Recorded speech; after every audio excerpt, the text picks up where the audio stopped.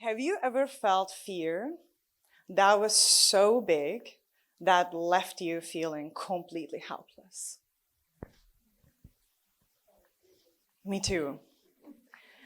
When I was about 9 years old, I moved in with my grandmother because my parents were living so far away from the city and the commute was so exhausting for me.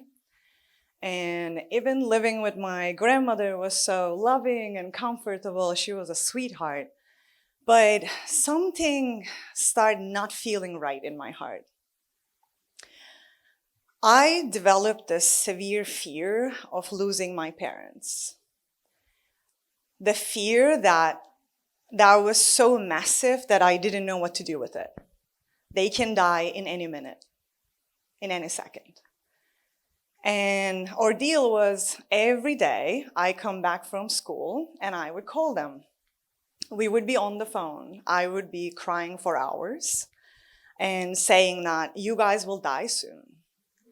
And my mom would try to calm me down and say, hey, don't worry, we will come over there, we will be with you. And I would be like, no, do not come over here because you may die on the way. And then she would say, okay, then you come over here, then you can be with us. And I'd be like, no, I may die on the way and I may never see you again. So this fear became an obsession in my mind that I didn't know what to do with it. And it consumed me entirely, paralyzed me and everyone around me. And so the fear was so undeniable that I was just running the scenario in my mind, how my parents were gonna die over and over every day. And then I found a trick. My trick was, if I go open and close the fridge 10 times, they won't die. And I would go do it. If I count my fingers to 10, they won't die. I would go do it.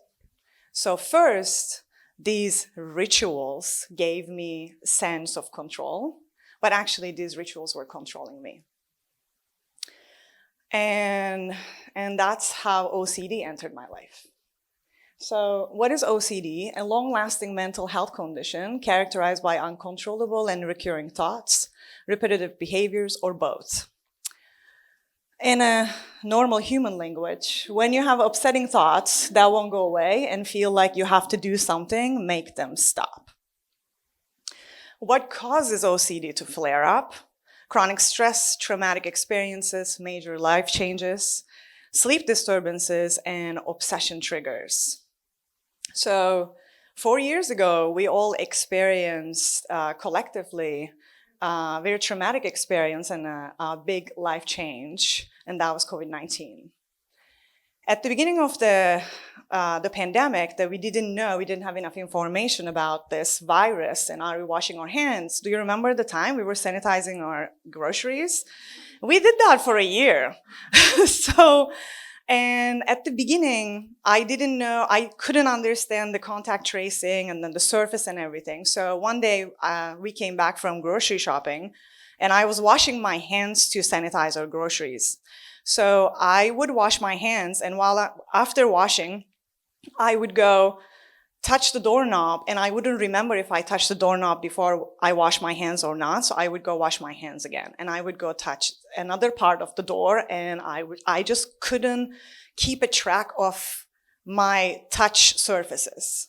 So then I am on one foot, I am not kidding, spinning between the door and the sink like this, like washing my hands, going back. And then my husband saw the situation, I'm just spinning in the bathroom and he came over and he said, stop.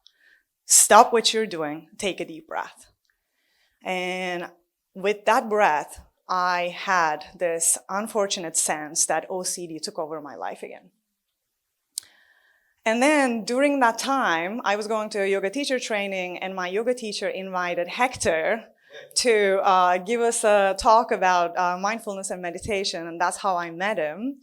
And I really liked his style and the way that he was teaching. So I started checking out his classes and I found ACI courses online and I started meditating with him. And Back then, if you ask me what meditation was, I would say meditation created space in my mind. And I just kept meditating without truly understanding benefits of it until I realized the effect when I stopped meditating. Then my OCD tendencies start coming back. And then I realized that I was not meditating and this is happening again. So till this day, OCD does not have a cure. But that doesn't mean that you cannot manage your OCD.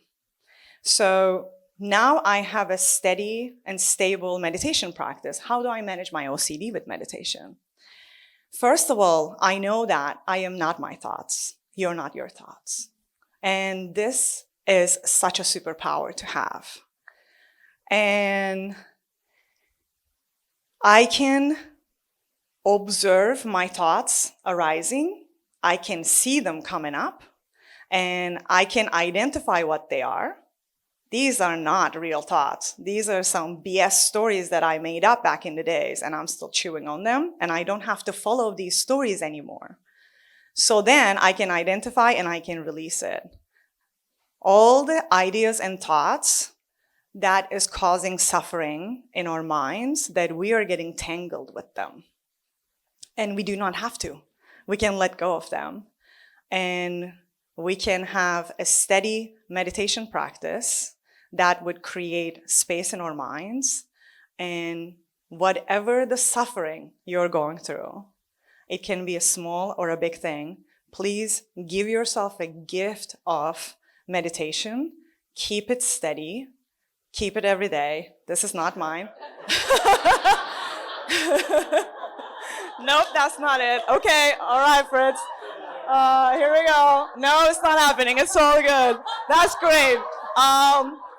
So, invest in your mind, and all I want to say as my humble suggestion for you, keep your practice steady, and if you haven't already, start now, and start now. Thank you so much.